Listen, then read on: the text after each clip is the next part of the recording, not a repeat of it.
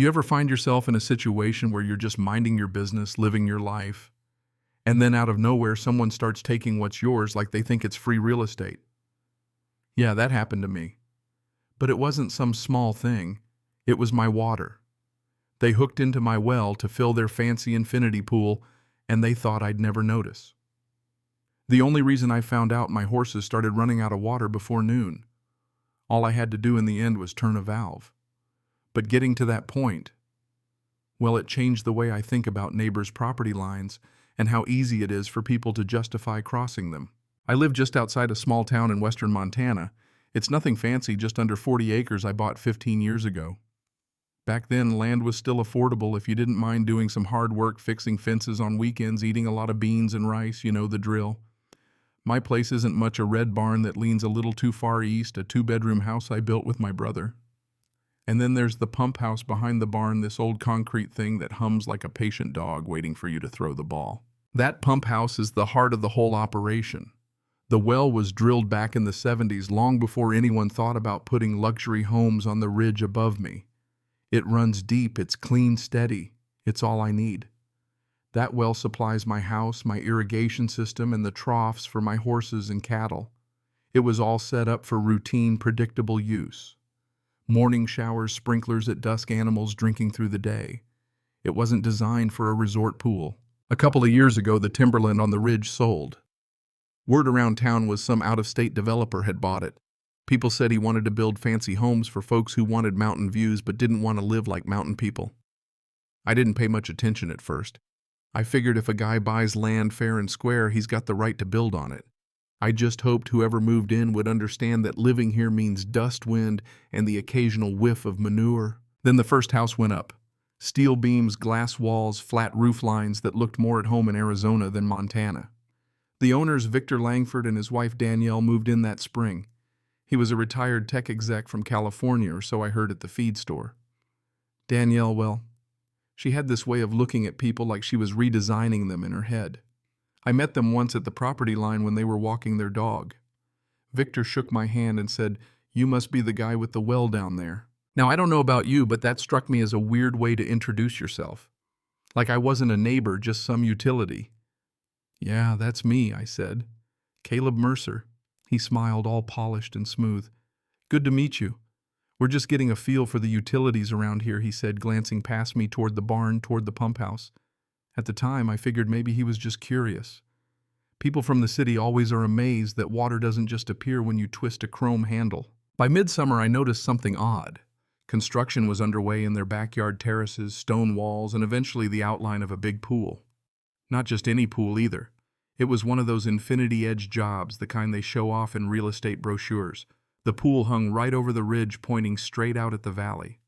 I remember standing by my fence one evening watching the sunset hit that half-built concrete shell, thinking it looked like something out of a sci-fi movie just plopped in the middle of a cattle pasture. A week later, I noticed the first change. My shower pressure dipped around noon every day. Not gone, just weaker. Like someone was using water at the same time I was, even though there was no one else in the house.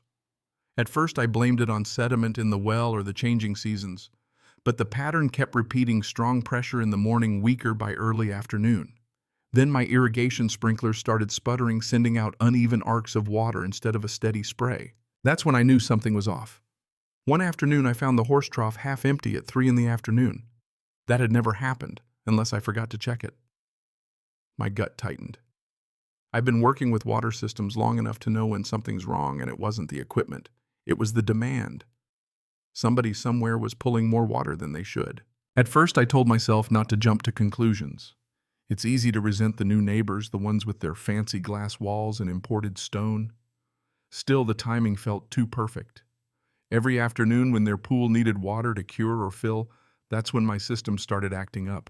So one afternoon I walked the property line.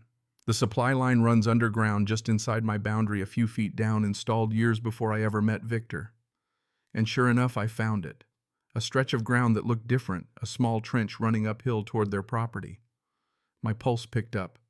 I stepped over the fence and crouched near some brush. That's when I saw it, a small green utility box hidden behind some rocks. I'd never put a box there. I stared at it for a minute, a mix of disbelief and anger bubbling up. I brushed away the dirt and lifted the lid. Inside, I found a T-fitting spliced directly into my water line. They had cut into my well line without asking, without permission. I stood there in the heat, the smell of dry grass and diesel from their construction trucks drifting down the ridge. I knew it wasn't a mistake. This was a decision. I didn't touch it at first. I'm proud of that. My first instinct was to rip the whole thing out and throw it in Victor's driveway. But I know that's not always the best approach. So I took pictures, lots of them. Close-ups of the fitting wide shots showing the fence line shots with my boot next to the pipe for scale. I even recorded a short video just like I'd seen on crime shows. Later that night, I called my attorney, Sandra Ellis. She listened, and there was a long pause before she said, "Caleb, don't confront them directly. Not yet. This is theft, maybe even criminal tampering." The next morning, I filed a complaint with the county water authority. But the problem didn't stop there. They were still using my water. Every afternoon, the pressure dipped, so I went out to the pump house, shut off the sprinklers, and started thinking. The illegal line was further down the supply line, which meant I could isolate it without affecting my own water. I turned the main valve halfway closed and opened the bypass, cutting off the flow to their illegal line. By the afternoon, my pressure was back to normal. That evening, a contractor showed up at my fence, clipboard in hand. He looked nervous, like he knew something was wrong. "We're having some water pressure issues," he said, and I just looked at him. "There's no shared line," I said. He shifted his weight. "We tied into an existing supply," he muttered. I pulled out the photos, handed them to him. "You might want to show these to whoever told you to do that," I said. The next day, Victor himself showed up, trying to smooth things over with that polished smile. "We seem to have a misunderstanding," he said. "We tied into your well line because we were told it had capacity. I didn't buy it. You cut into a buried pipe on my land," I said. "That's not a misunderstanding." He looked frustrated, but he knew he had crossed a line. 2 days later, the county sent an inspector who confirmed everything. The county issued a violation and they were ordered to remove the illegal connection and fix my line. But here's the kicker: after everything, after the fines and the repairs, what stuck with me was the look on Victor's face when he realized he couldn't just absorb my resources into his lifestyle. He thought no one would notice that rural meant unsophisticated, that a quiet neighbor would stay quiet. All it took was turning a valve. And that's what got me thinking. How many times do we treat other people's resources like they're just there for the taking: time, patience, land, water? We see capacity and assume permission. But you know what? I protected what's mine. And that's the part I want to leave you with. If you were in my shoes, would you have done the same thing? Would you have quietly gathered the evidence, turned off the flow, and made them pay? Or would you have marched up there, demanded an explanation, and stood your ground from the start? Let me know what you think. Drop your comments below. Because sometimes it's not just about water. It's about the line between what's yours and what's not.